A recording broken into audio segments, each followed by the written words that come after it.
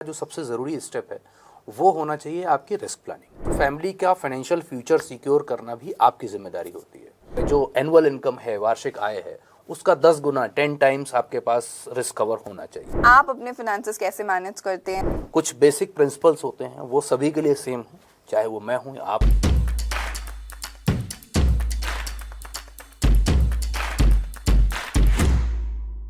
हाय, welcome, नमस्ते। This is channel BFC basic फंडे clear हैं और मैं हूं आपकी होस्ट काव्या। एक बार फिर से आपका हमारे इस शो पर बहुत बहुत स्वागत है। एंड जो दर्शक हमारे साथ नए जुड़ रहे हैं उन्हें हम बताना चाहेंगे कि हम इस शो पे फिनांस से रिलेटेड टॉपिक्स पर बात करते हैं, फिर चाहे वो टैक्स प्लानिंग हो, रिस्क प्लानिंग हो या हो वो इन्वेस्टमेंट प्लानिंग। इसी सिलसिले में हमारे साथ आज एक बार फिर से जुड़ रहे हैं Sunil Gupta ji. Let us welcome our guest Sunil Gupta ji. And जिन व्यूअर्स ने हमारा अभी तक का एपिसोड्स नहीं देखे हैं उन्हें एक बार हम एक ब्रीफ इंट्रोडक्शन दे देते हैं सुनील गुप्ता जी का। सुनील जी एक वेल्थ मैनेजमेंट एक्सपर्ट हैं, BFC कैपिटल के CEO हैं और फाइनेंस की इंडस्ट्री में पिछले 20 सालों से काम कर रहे हैं। Welcome on the show sir. And हमारे साथ जुड़े रहने के लिए बहुत बहुत धन्यवाद आपका। आपने अपना कीमती समय निकाला हमारे लिए एंड हमारी ऑडियंसेस की क्वेरीज जितनी भी आप रिजॉल्व करेंगे। एंड सर लास्ट एपिसोड में जैसे कि हम बात कर रहे थे, हमने एक हमारे व्यूअर का क्वेश्चन लिया था, मनीष जी के बारे में बात कर रहे थे कि उनकी जो फिनेंशियल प्लानिंग का ऑर्डर होना चाहिए वो क्या होना चाहिए, कैसे स्टार्ट करनी चाहिए। तो आपने टैक्स प्लानिंग की बात करी थी। हम जानना चाहेंगे कि मनीष जी की फिनेंशियल जर्नी में अगला स्टेप क्या होगा। देखिए, जैसे ही हम अपने फाइनेंशियल प्लानिंग के फर्स्ट स्टेप यानी कि टैक्स प्लानिंग को कंप्लीट कर लेते हैं, तो मेरा मानना है कि अगला जो सबसे ज़रूरी स्टेप है वो होना चाहिए आपकी रिस्क प्लानिंग। क्योंकि जब आप अर्निंग लाइफ में आते हैं तो डेफिनेटली आपके पीछे एक फैमिली होती है जो आपके ऊपर डिपेंडेंट होती है। तो उस फैमिली का फाइनेंशियल फ्यूचर सिक्योर करना भी आपकी ज़िम्मेदारी होती है। तो इट इज़ रिक्वायर्ड कि आप जितना जल्दी से जल्दी हो सके अपनी फैमिली के फाइनेंशियल फ्यूचर को सिक्योर करने के लिए आप एक अपना सम इंश्योर्ड लें, एक अपने रिस्क प्लानिंग को अंजाम दें। और एक बेसिक माना जाता है कि किसी भी व्यक्ति की जो एनुअल इनकम है, वार्षिक आय है, उसका 10 गुना 10 टाइम्स आपके पास रिस्क कवर होना चाहिए। ऑल्दो इस पे डिफरेंट ओपिनियंस हो सकती हैं, कुछ लोग कहते हैं 20 टाइम्स होना चाहिए, लेकिन एक माना जाता है कम से कम 10 टाइम्स आपके पास सम इंश्योर्ड होना चाहिए, सो दैट आप अपनी फैमिली का फाइनेंशियल फ्यूचर सिक्योर कर सकें। सो सेकेंड जो मोस्ट इम्पॉर्टेंट स्टेप है वो है आपकी रिस्क प्लानिंग, वो आपको ज़रूर करना चाहिए। सर एक बहुत छोटा सा ख्याल मेरे जहन में आया, मैं आपसे पूछना चाह रही थी कि आप एक वेल्थ मैनेजमेंट एक्सपर्ट है, आप अपने फिनेंसेस कैसे मैनेज करते हैं? That will be very helpful for our viewers also. देखिए, बिल्कुल वैसे ही करते हैं जैसे कि हम अपने इन्वेस्टर्स को एडवाइस करते हैं। कुछ बेसिक प्रिंसिपल्स होते हैं, वो सभी के लिए सेम है, चाहे वो मैं हूँ या आप हों या कोई दूसरा हमारा आम इन्वेस्टर हो। बेसिक फंडामेंटल्स वही होते हैं, जैसे कि सबसे पहली चीज़ है कि आपका जो इन्वेस्टमेंट पोर्टफोलियो है वो वेल डाइवर्सिफाइड होना चाहिए। कहा जाता है ना कि don't keep all the eggs in the same basket. तो सारा इन्वेस्टमेंट आप एक जगह न रखें, आपका पोर्टफोलियो डाइवर्सिफाइड होना चाहिए, प्रॉपर एसेट एलोकेशन होना चाहिए। ये नहीं कि आपने म्यूचुअल फंड में लगाया या किसी भी एक पर्टिकुलर एसेट क्लास में लगाया तो आप उस पर हैवी वेट हो गए। तो एक प्रॉपर एसेट एलोकेशन होना चाहिए। उसके अलावा आपके इन्वेस्टमेंट प्लानिंग में एक डिसिप्लिन्ड अप्रोच होनी चाहिए, बिकॉज विदाउट डिसिप्लिन आप प्लानिंग अपनी प्रॉपर नहीं कर पाएंगे। तो उसके लिए जब भी आप इन्वेस्टमेंट प्लान अपना बना रहे हैं तो पहले से आप एक प्रॉपर आपके पास प्लान हो और डिसिप्लिन्ड वे में उस पर आप एग्जीक्यूट करें। तो ये बेसिक प्रिंसिपल्स हैं जो आपको, चाहे वो एक एक्सपर्ट हो चाहे आम इन्वेस्टर हो, जिसको फॉलो करना चाहिए। इसके अलावा एक चीज़ और भी है जो मैं पर्सनली मानता हूँ कि जब भी आपकी, क्योंकि हर आदमी की फाइनेंशियल लाइफ में उसकी इनकम ग्रेजुअली ग्रो करती है, एनुअल बेसिस पे, क्वार्टरली बेसिस पे या सेमी एनुअल बेसिस पे। तो जिस रेशियो में आपकी इनकम बढ़े, जब आपकी इनकम बढ़े, तो you should also increase your savings और इन्वेस्टमेंट्स अकॉर्डिंगली। सो दैट होगा क्या कि आपकी जैसे जैसे इनकम बढ़ेगी तो डेफिनेटली आपका स्टाइल, लाइफ स्टाइल भी उसी तरह से एक्सपेंड होगा। तो आपने एक समय में 10,000 रुपये महीना सेव करना शुरू किया, तब आपकी इनकम 50,000 रुपये थी, अब आप 2 लाख रुपए महीना कमा रहे हैं, तो डेफिनेटली 10,000 रुपये won't be sufficient in future to maintain that lifestyle. तो अगर आपकी इनकम बढ़ रही है तो आपके जो प्रोपोर्शनेट सेविंग्स हैं या इन्वेस्टमेंट्स हैं वो भी ग्रेजुअली बढ़ने चाहिए, ऐसा मेरा मानना है। Thank you so much sir. And viewers, अब तो आपको एक एक्सपर्ट से सजेशंस मिल रहे हैं। Now what are you waiting for? आप भी जाइए और अपनी इन्वेस्टमेंट जर्नी आज ही स्टार्ट करिए। एंड हाँ, हमारा चैनल लाइक शेयर सब्सक्राइब करना ना भूलें ताकि आपके बेसिक फंडे भी क्लियर होते रहें। आगे बढ़ते हैं सर। आपने एक छोटा सा जिक्र किया अपने आंसर में टर्म इंश्योरेंस के बारे में।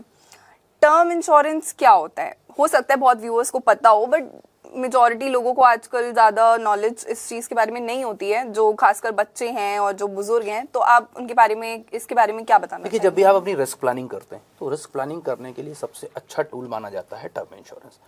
टर्म इंश्योरेंस है क्या? आपने डेफिनेटली कभी ना कभी आपने या हमारे दर्शकों ने अपने 2 व्हीलर का 4 व्हीलर का इंश्योरेंस ज़रूर कराया होगा।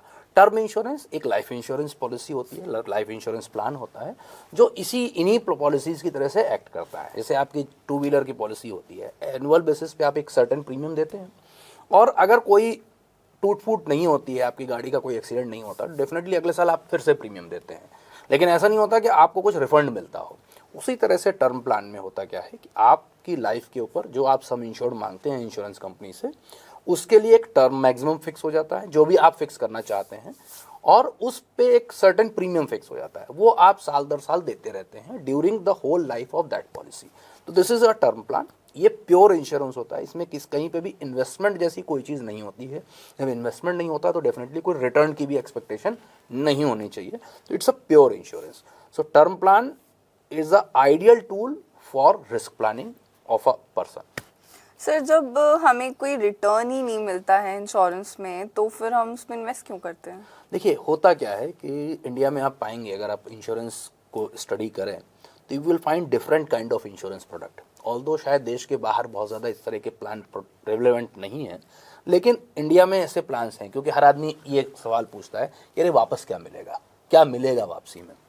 तो इंश्योरेंस में क्या होता है कि आपको आपकी कन्वीनियंस के लिए कई और तरह के प्लान्स डिज़ाइन किए गए हैं। जैसे कि हम एक कन्वेंशनल अपने पेरेंट्स के ज़माने से सुनते आ रहे हैं कि एंडोमेंट प्लान होते हैं, या बीच में कुछ और तरह के प्लान आए जो मार्केट लिंक थे, this is called ULIP.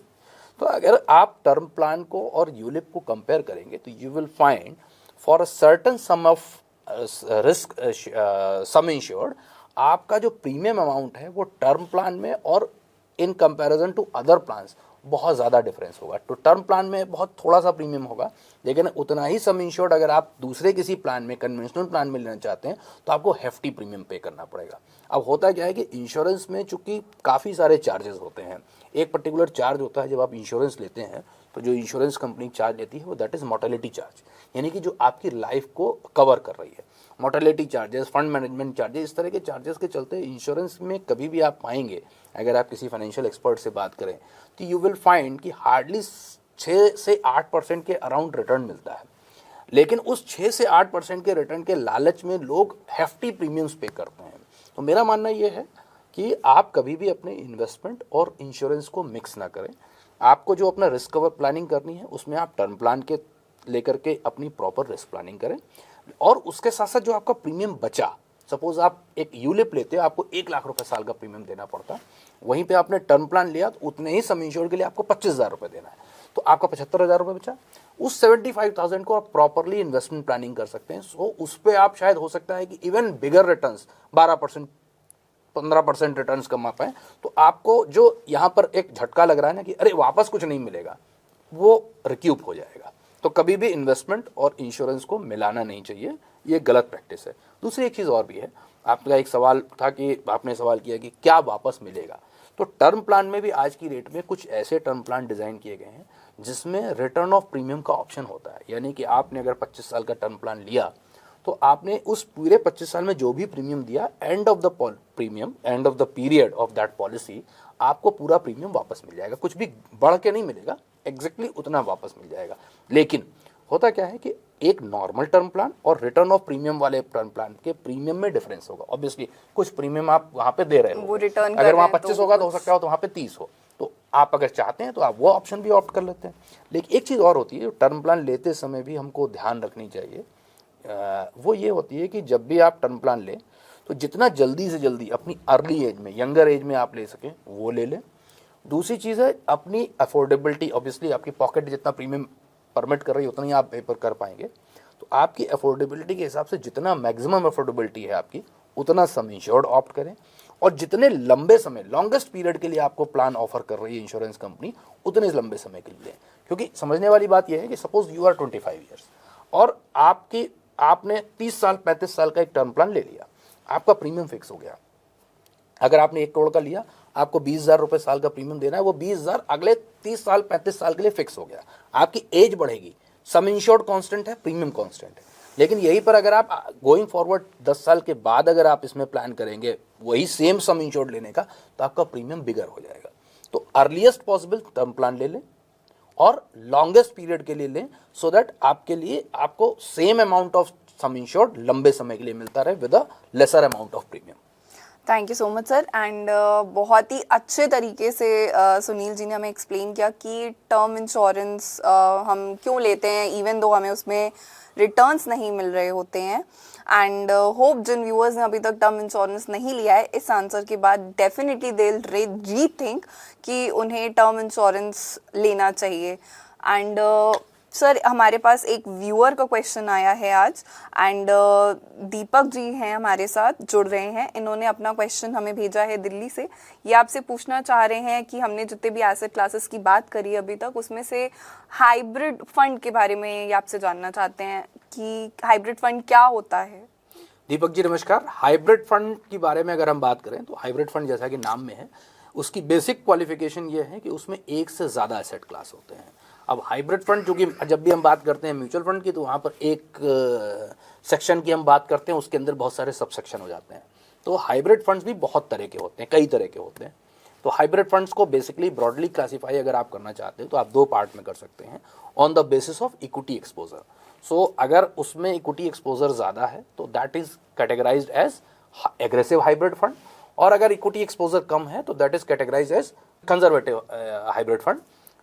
Aggressive hybrid fund के लिए एक बेसिक क्वालिफिकेशन होनी चाहिए कि मिनिमम 65% इक्विटी एक्सपोजर उसमें होना चाहिए। वहीं कंजर्वेटिव हाइब्रिड इक्विटी फंड के लिए मैक्सिमम 25% इक्विटी एक्सपोजर होना चाहिए। तो ये 2 कैटेगरीज हैं। इसके अलावा बहुत सारी और कैटेगरीज, जैसे एक डायनेमिक एसेट एलोकेशन फंड होता है, इसमें मल्टीपल एसेट्स होते हैं। एक आपका बैलेंस एडवांटेज फंड है, जो बेसिकली जिसमें 2 या 2 से ज़्यादा एसेट क्लासेस होते हैं, और वो उसमें fund manager different asset classes के बीच में डायनेमिक मैनेजमेंट करता है। तो उसको जैसी भी मार्केट में अपॉर्चुनिटी मिलती है उसके हिसाब से वो डिफरेंट एसेट क्लास के बीच में अपने इन्वेस्टमेंट्स को मैनेज करता रहता है, स्विच करता रहता है। दूसरा एक मल्टी एसेट एलोकेशन है, जिसमें 3 या 3 से ज़्यादा एसेट क्लास में इन्वेस्टमेंट रहता है। और अगर हम आगे बात करेंगे तो लंबी लिस्ट हो जाएगी। आर्बिट्राज फंड है, इक्विटी सेविंग्स फंड है। तो there are an number of, मतलब वैरायटी ऑफ हाइब्रिड फंड्स। लेकिन basic qualification of a hybrid fund is to have a multiple class of investments in a single portfolio. Sir क्या hybrid funds safe होते हैं investments के लिए? देखिए, safe है या अनसेफ है या ज़्यादा रिस्की है, ये एक रिलेटिव टर्म है। आप कैसे कहेंगे कि हो सकता है जो चीज़ आपके लिए रिस्की है मेरे लिए सेफ हो। लेकिन अगर हम इसको क्लासीफाई करें, अगर हम कैटेगराइज करने की कोशिश करें, एक सीक्वेंस में रखें, तो आप पाएंगे कि हाइब्रिड फंड कहीं बीच में आता है। It is riskier than a debt fund and safer than a pure equity fund. तो it is somewhere in between. Sir एक और क्वेश्चन हमारे पास आ रहा है व्यूअर का। ये क्वेश्चन आ रहा है हमारे पास दिलीप जी की तरफ से। ये हमारे साथ दिल्ली से जुड़ रहे हैं। इन्होंने क्वेश्चन पूछा है कि इतनी सारी स्कीम्स में, इतने सारे फंड्स में, which is the most risky category of fund? Dilip ji नमस्कार। आपका सवाल काफ़ी जेन्युइन है, लेकिन यहाँ पर भी मैं अपने पिछले जवाब को आगे बढ़ाऊँगा कि कोई फंड रिस्की है या नहीं है, ये डिपेंड करता है कि आपकी पोजीशन क्या है, आप उसको किस प्रोस्पेक्टिव से देख रहे हैं। मोस्ट रिस्की फंड बताने से पहले आप समझिए कि म्यूचुअल फंड का एक की बेनिफिट होता है, दैट इज़ डाइवर्सिफिकेशन। हर आदमी के इसको ट्रीट करता है as a benefit of mutual fund, एक क्वालिफिकेशन। लेकिन sometimes it is a disqualification also. आपके पोर्टफोलियो में, चाहे वो म्यूचुअल फंड पोर्टफोलियो या ओवरऑल इन्वेस्टमेंट पोर्टफोलियो हो, वो पोर्टफोलियो आपका जितना कॉन्सेंट्रेटेड होगा उतना ही आपका रिस्क ज़्यादा होगा। लेकिन साइमल्टेनियसली आपके रिटर्न्स भी, अगर उस पर्टिकुलर पोर्टफोलियो में या उस पर्टिकुलर सेक्टर में अच्छे रिटर्न्स आ रहे हैं या रैली अच्छी चल रही, तो आपके रिटर्न्स भी ज़्यादा होंगे। इन द सेम टाइम अगर आपका पोर्टफोलियो वेल डाइवर्सिफाइड है तो डेफिनेटली आपका रिस्क कम होगा, लेकिन आपके रिटर्न्स भी मॉडरेट हो जाएंगे, डाइल्यूट हो जाएंगे। तो ज़्यादा डाइवर्सिफिकेशन भी अच्छा नहीं है और ज़्यादा कॉन्सेंट्रेशन भी अच्छा नहीं है। आपका सवाल था कि क्या ज़्यादा रिस्की है, तो अगर मैं म्यूचुअल फंड के पर्सपेक्टिव में बात करूं तो वो स्कीम जिसका पोर्टफोलियो ज़्यादा कॉन्सेंट्रेटेड है, एक पर्टिकुलर सेक्टर में है या एक पर्टिकुलर थीम में है, वो ज़्यादा रिस्की है in comparison to a well diversified fund. तो जैसे कि म्यूचुअल फंड में हमने पहले बात की थी कि हमारे यहाँ सेक्टोरल फंड्स भी हैं, थीमेटिक फंड्स भी हैं, तो रिस्क की कैटेगरी में आप उनको ऊपर रख सकते हैं। लेकिन अगर उस पर्टिकुलर सेक्टर के रिटर्न्स, उस पर्टिकुलर सेक्टर में रैली बेहतर आ रही है, उसके जो रिटर्न्स हैं वो बेहतर जा रहे हैं, तो डेफिनेटली आपको सेक्टोरल फंड ज़्यादा रिटर्न देगा। रिस्क ज़्यादा है, रिटर्न भी ज़्यादा है, रिस्क कम है तो रिटर्न कम है। सुनील जी, हमारे पास एक सवाल आ रहा है व्यूअर की तरफ से। इनका नाम जितेंद्र कुमार है और ये आपसे जानना चाहते हैं कि किस इनकम के हिसाब से कौन सी रेजीम बेटर है। जितेंद्र जी नमस्कार, अच्छा प्रश्न किया है आपने। मुझे लगता है कि बहुत सारे लोगों के मन में ये शंका होगी कि किस इनकम रेंज पे कौन सा टैक्स रिजीम लेनी चाहिए। तो देखिए, एग्जैक्ट कैलकुलेशन के लिए तो आपको ये देखना होगा सबसे पहले कि आपकी खुद की इनकम कितनी है, और उसके साथ साथ जो आपके पास टैक्स बचाने के जो साधन हैं, जो आपके डिडक्शंस हैं, वो आपके पास किस तरह के हैं और कितने हैं। फॉर एग्जांपल, अगर आप अभी तक 80C की रिबेट लेते रहे हैं और बाकी डिडक्शंस क्लेम करते रहे हैं, और उन डिडक्शंस को क्लेम करने के लिए आपने कुछ long term commitment like insurance policies, like NPS subscription या आपका हाउसिंग लोन ले रखे हैं, तो ऑब्वियसली आप नई रजीम में अगर शिफ्ट होंगे तो इन सारे कमिटमेंट्स को छोड़ नहीं पाएंगे, बिकॉज इनको तो आपको कंटिन्यू कर रखना ही है। तो उस सिचुएशन में हो सकता है कि आपकी टैक्स लायबिलिटी ओल्ड रजीम में कम आए, नई में ज़्यादा आए, क्योंकि नई में सारे डिडक्शंस चले जाएंगे। लेकिन वहीं पर अगर आपके पास डिडक्शंस की बुक कोई बड़ी नहीं है, आप हर साल एडहॉक डिडक्शंस लेते हैं, तो आपके लिए ये सिचुएशन बन सकती है कि आप नई रजीम में जाएं और आपकी टैक्स लायबिलिटी कम हो जाए। इस चीज़ को हम थोड़ा सा एक एग्जाम्पल के तौर पे समझते हैं। माना आपकी इनकम 10 लाख रुपए साल की है और आपके पास पहले केस में आप सारे डिडक्शंस यानी कि 80C 1.5 लाख, NPS भी आपने ले रखा है जिसमें 80CCD में आप 50,000 का डिडक्शन क्लेम करते हैं। उसके बाद लॉस फ्रॉम हाउस प्रॉपर्टी यानी कि जो आप इंटरेस्ट पे करते हैं हाउसिंग लोन पे, वो भी ले रखा है। इवन आपने मैक्सिमम जो लिमिट है 80D की यानी कि हेल्थ इंश्योरेंस, वो भी ले रखा है। तो ये सारे अगर डिडक्शंस आप क्लेम करेंगे और आपकी इनकम 10 लाख रुपए की है, तो आप पाएंगे कि आपकी टैक्स लायबिलिटी ओल्ड रजीम में कम रहेगी और न्यू रजीम में ज़्यादा रहेगी। वहीं अगर इसी एग्जाम्पल को हम आगे बढ़ाएं, 10 लाख रुपए की इनकम पे अगर आप कोई डिडक्शन क्लेम नहीं करते हैं तो आपकी टैक्स लायबिलिटी नई रजीम में कम हो जाती है और ओल्ड रजीम में ज़्यादा रहती है। तो इसके लिए मेरा सजेशन ये रहेगा आपके लिए कि जब भी आप अपना रिटर्न फाइल करने जाएं तो आप या तो किसी टैक्स कंसल्टेंट को के साथ बैठ करके अपने डिडक्शंस और अपनी सारी चीज़ों को विस्तृत रूप से चर्चा कर लें। अदरवाइज़ बहुत सारे टैक्स कैलकुलेटर्स हैं, ऑनलाइन अवेलेबल हैं, उनमें अपने इनकम और डिडक्शंस का डेटा एक्चुअल डाल करके और तब आप ये देखें कि आपकी टैक्स लायबिलिटी किस रिजीम में कम हो रही है और आप उस रिजीम को ऑप्ट कर सकते हैं। आशा है आपके प्रश्न का जवाब मिल गया होगा। Thank you so much sir. We hope कि जो भी हमारे व्यूअर्स ने हमसे क्वेश्चन किए थे उन्हें उनके सवाल का जवाब ज़रूर मिला होगा। And sir once again thank you हमारे साथ हमारे शो पे एपिसोड पे बने रहने के लिए। एंड व्यूअर्स, इफ़ आप भी चाहते हैं कि हमारे साथ हमारे एक्सपर्ट ऐसे ही बने रहें तो अपने सवाल हमें ऐसे ही भेजते रहिए, हम अगले एपिसोड में उन्हें टेकअप करने की कोशिश ज़रूर करेंगे। And don't forget to like, share and subscribe our channel ताकि आपके बेसिक फंडे भी क्लियर होते रहें। बाकी सवालों और बातों का सिलसिला तो कभी ख़त्म नहीं होता। हम आपसे अगले एपिसोड में फिर से मिलेंगे, तब तक के लिए goodbye, take care and नमस्कार। नमस्कार।